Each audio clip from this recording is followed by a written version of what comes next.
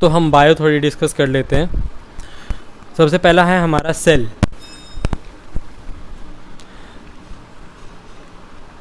Okay, bio में हम सबसे पहले बात करेंगे सेल के बारे में। सेल की डिस्कवरी किसने की थी? रॉबर्ट हुक ने। हुक कुछ भी बोलो। न्यूक्लियस की खोज की थी रॉबर्ट ब्राउन ने।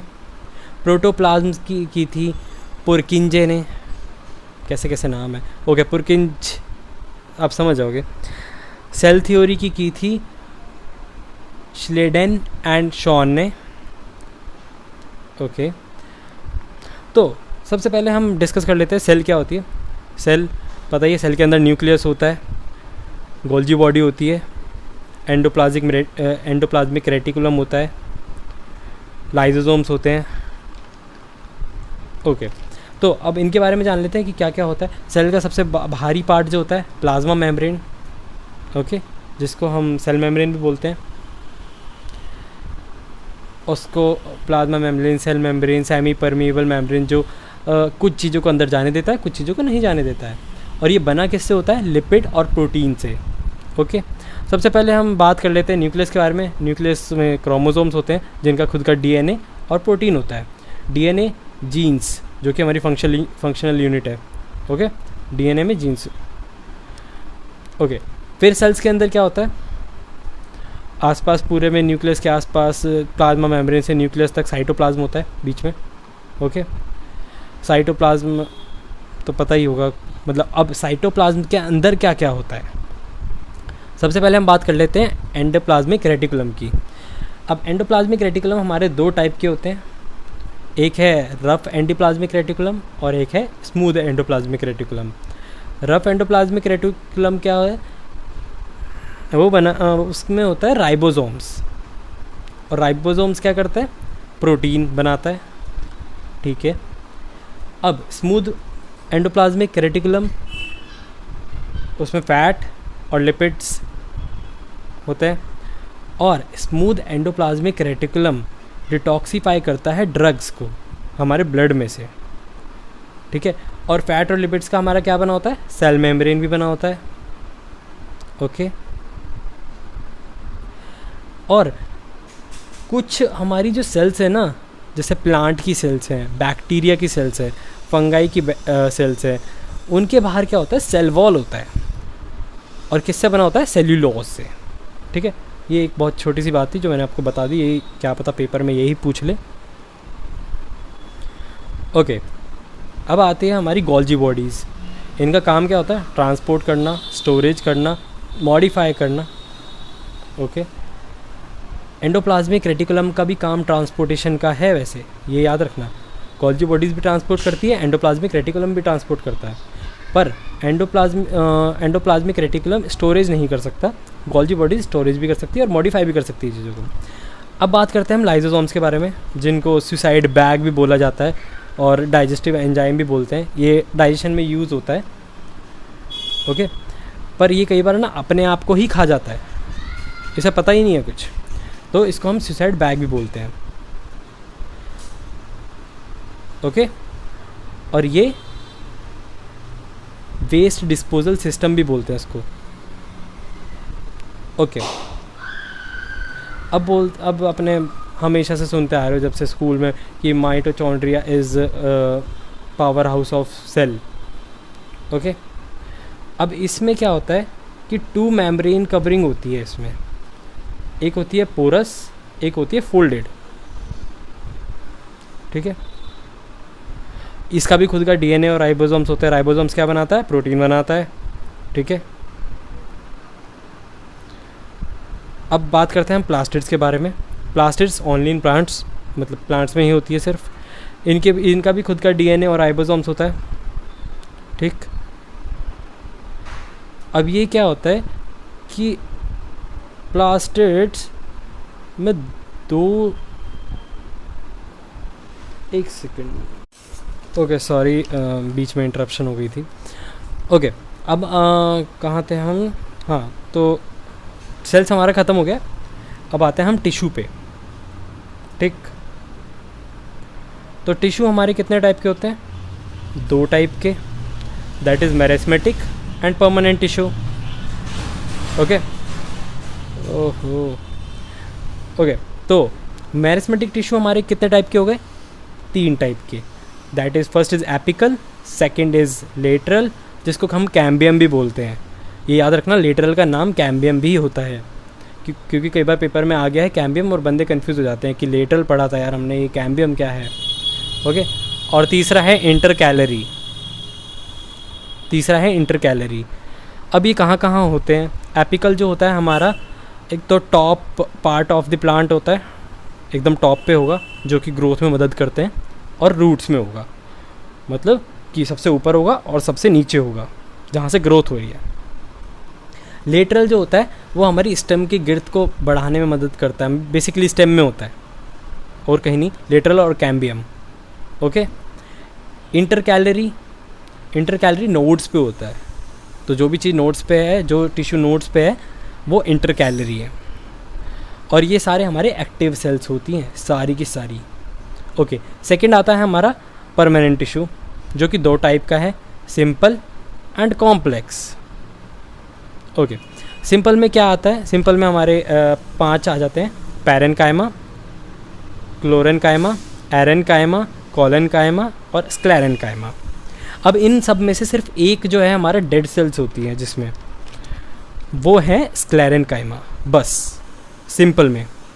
ओके, ये याद रखना है, 2 ही चीज़ में होती है, एक तो स्क्लेरेनकाइमा जिसमें हमारी सेल्स डेड होती हैं, और एक है फ्लोएम फाइबर। ये 2 ही चीज़ें हैं जिसमें हमारी जो सेल्स हैं वो डेड होती है, ये याद रखना।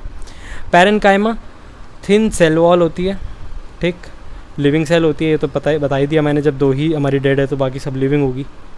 इसमें जो हमारे जो इसके अंदर सेल्स होती हैं वो बहुत लूजली होती हैं, तो ये क्या है, जब लूज़ है चीज़ें तो हमारा फूड स्टोर हो सकता है यहाँ पे, तो ये क्या करती है, फूड को स्टोर करती है।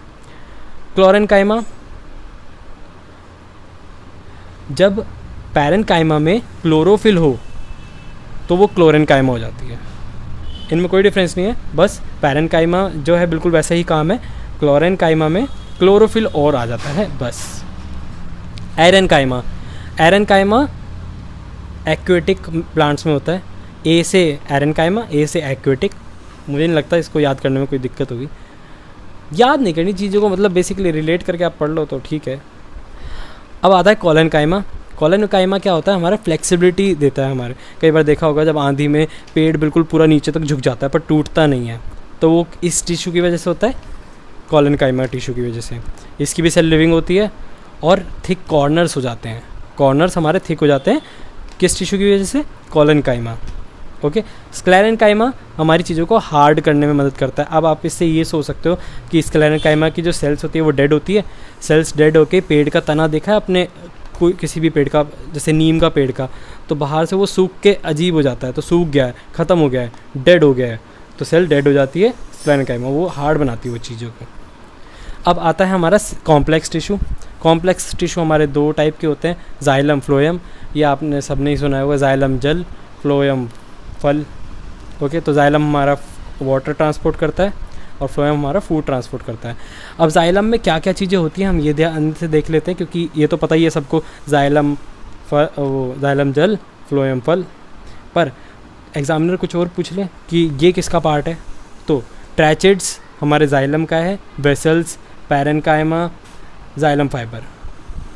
ओके, ये हमारे आते हैं जाइलम में।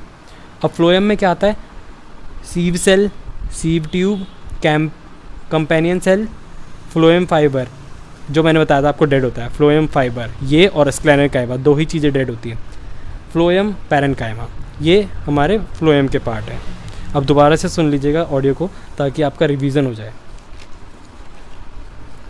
अब आते हैं हम एनिमल टिश्यू पे। हाँ, एनिमल टिश्यू देखो, क्वेश्चंस कम बनने के चांसेस है बट आ सकता है, तो हम क्यों छोड़ें उसे। तो एनिमल टिश्यू एपिथेलियल टिश्यू होता है, ठीक है। ये क्या करता है, कवरिंग देता है हमें, प्रोटेक्शन। एनिमल टिश्यू से मतलब ये नहीं है कि सिर्फ जानवर में हम भी आते हैं, ह्यूमन बींग्स भी, तो ये सबके बारे में बात हो रही है। तो एपिथेलियल टिश्यू जो कि हमें कवरिंग देता है, जो हमारी प्रोटेक्शन करता है। अब इनमें 7 पार्ट्स होते हैं इसके। सिंपल स्क्वामस एपिथेलियल जो कि ब्लड वेसल्स में होता है, लंग्स में होता है, एल्वियोली में होता है। फिर आता है स्क्वामस एपिथेलियल, पहला था सिंपल स्क्वामस, ये सिर्फ स्क्वामस एपिथेलियल है जो कि ऑयसफेगस में होता है, लाइनिंग ऑफ माउथ में होता है। ओके, अब तीसरा आता है स्ट्रेटिफाइड स्क्वामस जो कि स्किन में होता है। टॉल एपिथेलियल, ओके, ये आता है inner lining of intestine. Ciliated columnar epithelial tissue, ये आता है हमारा रेस्पिरेटरी ट्रैक्ट में। क्यूबॉइडल एपिथेलियल टिश्यू, ये आता है किडनी ट्यूब्स में और डक्ट ऑफ सैलिवरी ग्लैंड में।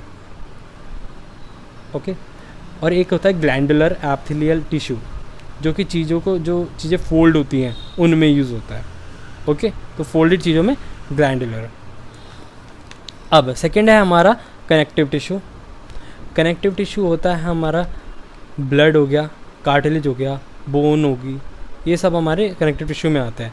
अब कनेक्टिव टिश्यू के अंदर आता है लिगामेंट, टेंडन और कार्टिलेज। लिगामेंट क्या होता है? बोन टू बोन जो चीज़ जोड़ती है उसको हम बोलते हैं लिगामेंट। ओके, ये इलास्टिसिटी देती है हमारी बॉडी को।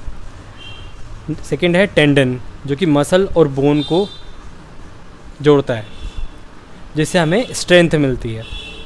और अब आता है कार्टिलेज, ओके, जो कि हमारे जॉइंट्स को स्मूथ करता है। ठीक है, एरियोलर टिश्यू जो होता है वो होता है हमारा बिटवीन स्किन एंड मसल। कौन सा? Areolar tissue. एडिपोज टिश्यू जो होता है वो फैट स्टोर के लिए यूज़ होता है, adipose fat store. Okay, muscular tissue movement के लिए, हम कुछ भी मूवमेंट कर रहे हैं, हमें पानी का ग्लास उठा रहे हैं, कुछ भी कर रहे हैं, उसमें हमारा मस्कुलर टिश्यू यूज़ होता है। ओके, एक स्पेशल टाइप का प्रोटीन होता है जिसको बोलते हैं हम कॉन्ट्रैक्टाइल प्रोटीन। ठीक है, ये मसल्स में पाया जाता है। अब आता है हमारा वॉलंटरी मस्कुलर टिश्यू। दो होते हैं, वॉलंटरी और इनवॉलंटरी। स्केलेटन मसल, स्ट्रेटेड, तो वो लॉन्ग सिलेंड्रिकल, अनब्रांच्ड और मल्टी न्यूक्लिएट होते हैं वॉलंटरी। ओके, जिसको हम अपनी मर्ज़ी से, हमें ग्लास उठा रहे हैं या फिर हाथ उठा रहे हैं ऊपर या फिर अपना पैर उठा रहे हैं, तो वो होता है हमारा वॉलंटरी एक्शन जो हम मस्कुलर टिश्यू की वजह से कर पाते हैं, वॉलंटरी मस्कुलर टिश्यू की वजह से। अब इनवॉलंटरी होते हैं जैसे हमारी आइरिस है, हमारी यूरेटर्स है, ब्रॉन्ची है। ठीक है, इसमें क्या हमारा कोई वो नहीं है इसमें। अब आपकी आँखों पे अगर टॉर्च मारी जाए तो आपका जो पिपल है वो खुद एक्सपैंड करने लग जाता है। क्यों? क्योंकि वो इनवॉलंटरी मसल है, उस पर आपका कोई वो नहीं है कि आप उसको कोई कंट्रोल नहीं है आपका उस पर। ठीक है, ये हमारी स्मूथ मसल भी बोलते हैं इनवॉलंटरी मसल्स को हम। ठीक है, और ये यूनिन्यूक्लियरेट होती है। ओके, अब थोड़ी सी बीमारी की बात कर लेते हैं। हेलियोबैक्टर पायलोरी की वजह से हमें पेप्टिक अल्सर्स हो जाते हैं। लिशमानिया से हमें काला आज़ार हो जाते हैं। स्टैफीलॉकोकी से हमें एक्ने हो जाते हैं। ट्रिप्नोसोमा से भी हमें एक्ने हो जाते हैं। ओके, तो ये सिर्फ रिवीजन के लिए है, लास्ट टाइम रिवीजन है कि आपने पढ़ा हुआ है और आप रिवीजन कर रहे हैं, तो आपके लिए बहुत बेनिफिशियल हो जाएगा ये कि लास्ट टाइम पे आपको चीज़ें याद रहेगी, मेन चीज़ें जो है आपकी। अब हम विटामिन ए को क्या बोलते हैं? रेटिनॉल बोलते हैं। विटामिन B1 को हम थायमीन बोलते हैं। विटामिन B7 को हम बायोटीन बोलते हैं और विटामिन C को ascorbic acid. Okay, vitamin D की डेफिशिएंसी हमें रिकेट्स हो जाते हैं। ठीक है, विटामिन D की डेफिशिएंसी से हमें रिकेट्स हो जाते हैं। विटामिन K की डेफिशिएंसी से हमें ब्लड क्लोटिंग हो जाती है, मतलब vitamin K is related to blood clotting. ठीक है, अब जो प्लांट होता है हमारा वो 3 तरीके से अपना न्यूट्रिशन लेता है। ओके, तो पहला है एयर, सेकंड वाटर और तीसरा है सॉइल। एयर से वो लेता है कार्बन और ऑक्सीजन। ओके, एयर से कार्बन और ऑक्सीजन, CO2 से याद कर लो आप। ठीक है, कार्बन और ऑक्सीजन। वाटर से लेता है हाइड्रोजन और ऑक्सीजन, H2O, ये भी याद हो गया। सॉइल से सबसे ज़्यादा न्यूट्रिशन लेता है वो। अब सॉइल हमें सॉइल जो है वो प्लांट को जो न्यूट्रिशन देती है वो दो तरीके देती है। सॉइल हमारे प्लांट्स को 2 टाइप की न्यूट्रिशन देती है, एक मैक्रो और एक माइक्रो। जो मैक्रो है, ध्यान से सुनना, macro nitrogen, phosphorus, potash, calcium, manganese, sulphur, ये हमारे हैं मैक्रो। ठीक। माइक्रो है iron, manganese, boron, zinc, copper, chlorine. Okay, तो आप इसमें सिर्फ मैक्रो याद कर लो, बाकी जो भी हो वो माइक्रो होंगे। ठीक है, तो क्वेश्चन इस पर बन सकता है, इस पर बिल्कुल चांसेस है। ठीक है, तो याद से।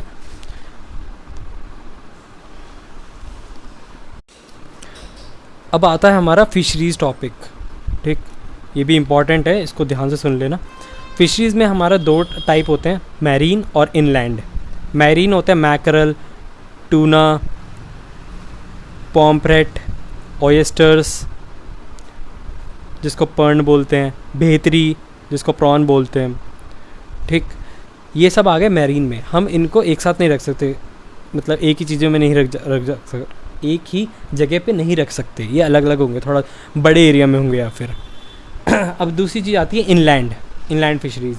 इनलैंड क्या होता है, जैसे कोई पौंड है, हमने उसमें बहुत सारे तरीके के मछलियाँ रखी हैं जिनका अलग अलग खाना है, या जिनके अलग अलग लेवल है जो रहते हैं, कि कुछ सरफेस पे रहते हैं, कुछ मिडल में रहते हैं, कुछ बॉटम में रहते हैं, जिनका कुछ का खाना अलग है, तो हम उनको एक साथ रख सकते हैं, तो कोई डिस्प्यूट नहीं हुआ वहाँ पे। ठीक है, जैसे कि कैटलस है, वो हमारा रहेगा सरफेस ईटर, कैटलस होती है सरफेस ईटर।